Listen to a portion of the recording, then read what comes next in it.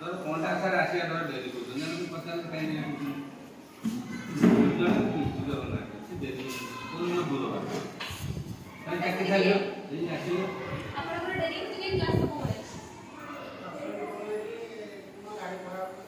सब दिन गाड़ी कर पे जाए आपण आपण एक्सर को जे सब दिन आपण लेट आसे हां का आपण को नियम केते स्कूल आसे पहुंचे हेलो 10 रे पहुंचे आपण केते रे आसे कितने समय लगे लेट होची ये जे लास्ट क्लास ओपन करिया कथा मोर बुद्धि दोन सर मोर मन तो कहू जे मैथमेटिक्स क्लास ओपन होनी मु क्लास करती इंग्लिश को प्रत्येक दिन मु क्लास को जो पिला बजे जे पिला का मु क्लास ओपन करी मु बात आसी मु प्रार्थना करे काहे मते बड़ा भलो लागे मु एबे जणे कि दैनिक को सारे केतळे आसी पहुंचले एवं तांको तांको नंबर देबी से पचारिबे कोन पे से सीधा सड़क जाई डीओ को कोन डीओ को सरपंच मु अनुरोध करू ए कामटा कर देबे आपण एई कामटा के सॉर्ट आउट करले गेट खोला कोन कथा तापर हम डिस्कस करबी कोन होची कोन नै मु गेट खोला कथा आपण सामने कहले आपण वर्तमान समग्र क्षमता दे शिक्षा रे जा मते बु कहले मु रवि जी कहूची से तो बाकी लाग सबटा आसिलानी रवि 9:30 स्कूल खोली 4:05 रे स्कूल बंद करिया भितर जहाँ जहाँ सब हमर अछि जे आसिला सरपंच आसिले सब आसिले डीओ आसिले जे गेट खोलिबा तम सम्मानित करिया तम शेयर दबा तो ये करियो ए कामटा आपण कले मु कहू मु दरबा दउची की मु कहू चंदू किछि करबे नै दरबा दउची की समान आपण दरबा बंद करलनी सेटा हमर कार्य दरबा आपण बंद करिवे कहू तो सेटा हमर कार्य सारे सार विषय कथा सार में आपण कहबे मु ताके सेटा कथा होची जते करो मु कहू सर सॉरी नहीं ना जो अपने को प्रार्थना क्लास रे कोन पे मु ऐसे प्रार्थना करी मु कोन समस्त रहबा बाउन जति को सारे समस्त रहिबे प्रेजेंट अच्छा 10 टा कोन 4 टा आसी काहे कि 9:30 रे आइले कोन सुता मु जे रविवार रहि के काम करथि दुबा पूजा छुट्टी मु घर को जाई रात रे सोउतिली घर को चावल आनी एटी सोई के रांधी हाथ रे खाई सीसी रे कई जणे घर रुटी दे रात सारा बसिले काहे सेटा एटा केते तारिख रे गला एटा थर्सडे रे गला गत काली खबर पाइला पर शिक्षा कर माने काहे का आदि देरी करथन सेति भाई निजे जाई मु प्रार्थना काहे करैली काहे नथिले टीचर आपण एबे जो कहले मते कोऑपरेट करू नहती कि 10 टा बडे मो प्रार्थना रे मु आसी पहुंचू तमे 10 टा पूरा से पहुंचना पड़ो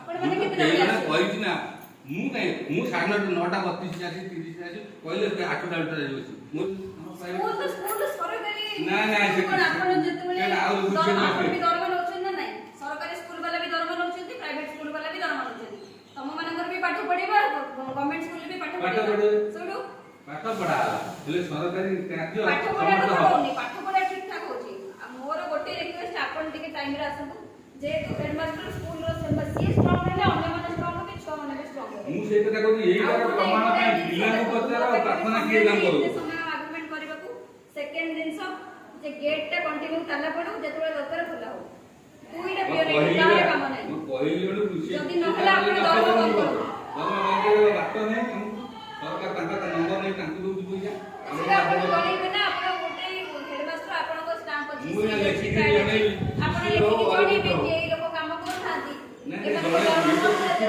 लेखि के जति की मु लेखि के देइची आ प्रमाण अछि मु तार कॉपी मध्ये अछि देखो ना कॉपी नहीं देखि मु देइची जहा तो सी आसी देइची प्रमाण ना आदि को आज कोन हो ना काम करते सस्ता रे करते कोन तमे देखो ताको वार्निंग दो हती जदी ସେମାନେ ठीक से काम न करे आज गोटे आज लास्ट कहि के जाउछु मु गेट टाइम रे पडिबो टाइम रे खुला हो जेतेबेले जे आसे पियन माने दुईटा पियन किछि काम नै तळे बस 9:15 रे मु सब कुछ खोले କଥା होनी आपण चुप मु 9:15 रे खोले नै 9:15 रे सब दिन आसी जा बेले मु आस्तिली इति मु दरकार जाई के संग आइ गोटे पाँच आपण एटी स्कूल जेतेले जने चाकरी करिबो जने दरकार पळेबो हटात कागज पत्र दरकार थिला मु 10 रे जाई के कागज पत्र थिला साइन रे सरकारी हिसाब रे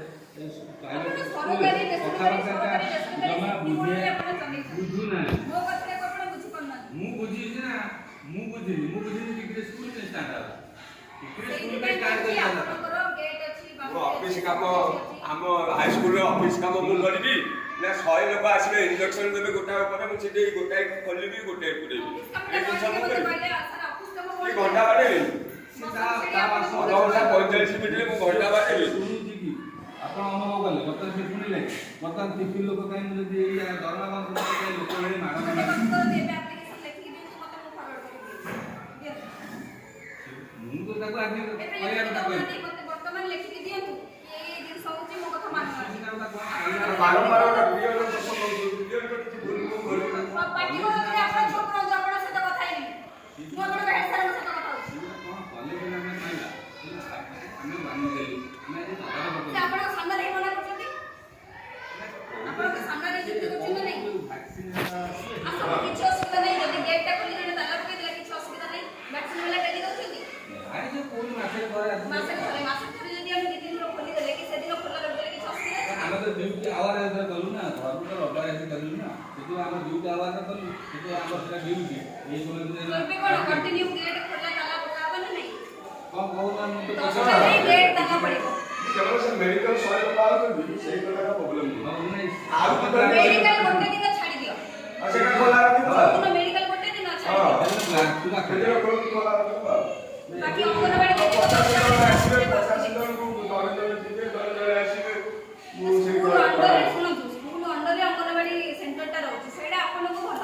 ସ୍କୁଲ ବି ପଢ଼ିବେ, ଅଙ୍ଗନବାଡ଼ି ସେଣ୍ଟର ବି ପିଲା ବି ପଢ଼ିବେ। ଠିକ୍ 10ଟା ହବ, 10ଟା 5ରେ ଗେଟ୍ ତାଲା ପକେଇବେ। ଟିକେ ନିୟମ କାନୁନ ହିସାବରେ ଚାଲିଲେ ଷ୍ଟ୍ରିଟ୍ କଲେ ସବୁ ଜିନିଷ ସିନା ଷ୍ଟ୍ରିଟ୍ ହବ। ମାନେ କାଲି ସକାଳେ ଏତେ ବଡ଼ କେସ୍ ହେଲା, ଏତେ ଲୋକ ଆସିକି ଏତେ ଗଣ୍ଡଗୋଳ କରିଗଲେ ସ୍କୁଲ।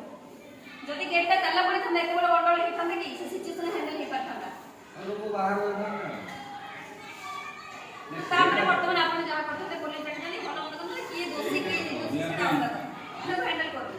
ହଁ ଏବେ ତ କହିଲା ଇଏ ପାଳନ ସେ କରୁ ଶିକ୍ଷକମାନଙ୍କୁ ମୁଁ ଅନୁରୋଧ କରୁଛି ଟାଇମରେ ଆସନ୍ତୁ ପିଲାକୁ ଯାଇ କ୍ଲାସରେ ପଚାରୁଛୁ ପ୍ରାର୍ଥନା ତମକୁ ପଢ଼ାଇକି ସେ କହିବ ମୁଁ କରିବି କାହିଁ ମୁଁ କରିବି ସମସ୍ତେ କମ୍ପଲସରି ରହିବେ। ସବୁ କାହିଁକି ସାର୍ ମୁଁ ମାନେ କରିବି? କମ୍ପଲସରି ମୋ କହିବା ରହିବେ। କଥା, ତମେ ଛୁଆମାନେ କାହିଁକି ଆମ କାହିଁକି କଣ ଶିଖିବେ? କାହିଁ ଅଧଘଣ୍ଟା ଆଗରୁ ନ ଆସିବ ସବୁ ନିୟମ ଅଛି। ସବୁ ସାର୍ ମାନେ ଛୁଆଙ୍କ ସହିତ ଠିଆ ହେଇକି ପ୍ରେୟାର କରିବେ। ନାଇଁ ନାଇଁ, ଆପଣଙ୍କର ସେଇଟା ପର୍ସନାଲ ଗ୍ରୁପ ରଖନ୍ତୁ। ଆଉ ଗୋଟେ ଗ୍ରୁପଟେ କରନ୍ତୁ, ଆପଣଙ୍କ ଷ୍ଟାଫ୍ ମାନେ ରହିବେ, ଯେତିକି ହାଇସ୍କୁଲର ଷ୍ଟାଫ୍ ପାଇଁ ଗୋଟାଏ ଗ୍ରୁପ ଅଛି। ଆପଣ ସ୍ୱତନ୍ତ୍ର ଗ୍ରୁପ ଗୋଟେ ଅଛି, ତ ତାହେଲେ ଅଫିସିଆଲି ମୋତେ ଆଡ୍ କରିବାକୁ ପଡ଼ିବ। ତ ଡେଲି ତ ପ୍ରେୟାର କ୍ଲାସ୍ ହେଉଛି, କେତେ ଜଣ ସାର୍ ଆସିଲେ ଖାଲି ଫଟୋଟା ଉଠିକି ମୋତେ ପଠାଇବେ କିଏ କିଏ ପ୍ରେଜେଣ୍ଟ ରହିବେ। ଯାହା ହେଲେ 10ଟା ବେଳେ ହେଉଥିବ ଆପଣଙ୍କର କ୍ଲାସ୍ଟା, ତ କୋଉ ମାନେ ସାର୍ ପ୍ରେଜେଣ୍ଟ ରହିଲେ କି ନ ରହିଲେ ସେଟା ଜଣାପଡ଼ିବ। ଆଉ 10ଟା ପରେ ଗେଟ୍ ଖୋଲିଦେବେ, ଯିଏ ବି ହଉ କହିଦିଅନ୍ତୁ ଟିକେ। 10ଟା ପରେ ଗେଟ୍ ଖୋଲିଦେବେ। ଲାଷ୍ଟ 10ଟା 5 ପର୍ଯ୍ୟନ୍ତ ଆପଣ ଗେଟ୍ ଅନ୍ କରିବେ, ତାପରେ ଆଉ ଗେଟ୍ ଖୋଲିବେନି।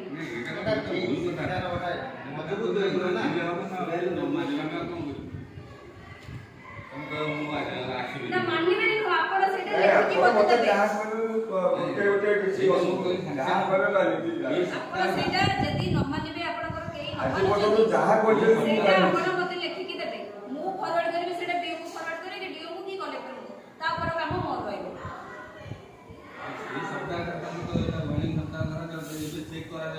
କାରଣ ଆମର ପ୍ରଥମ ହେଉଛି ଆମ ଶିକ୍ଷା। ଆମେ ଶିକ୍ଷାଟା ସିନା ଛୁଆଙ୍କୁ ଠିକ୍ ସେ ଦେଇପାରିଲେ ତାଙ୍କ ଭବିଷ୍ୟତ ଉଜ୍ଜଳ ହବ। ଆମେ ଯଦି ଆମ ଭିତରେ ଆମର ଠିକ୍ ରହିବନି, କିଏ ଆସୁନି, କିଏ ଲେଟ୍ରେ ଆସୁଛି, କିଏ ପାଠ ପଢୁନି, ସେମିତି ହେଲେ ଛୁଆ ଆମ କତରୁ କ'ଣ ଶିଖିବେ?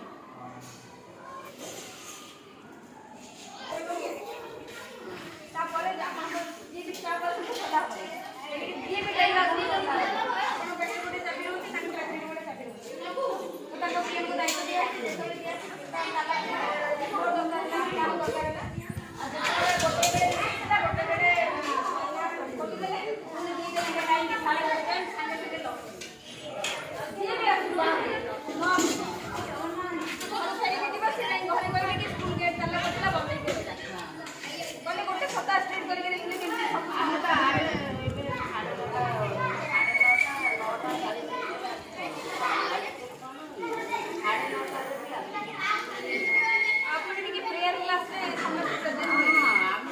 ମ୍ୟାଡ଼ାମଙ୍କ ପାଖକୁ କାଲିଠାରୁ ଫଟୋ ଯିବ, ସମସ୍ତେ ମ୍ୟାଡ଼ାମ କହୁଛନ୍ତି କହିଲେ ଫଟୋଟା ସମସ୍ତେ ସେୟାର କରିକି ଫଟୋ ଯିବ।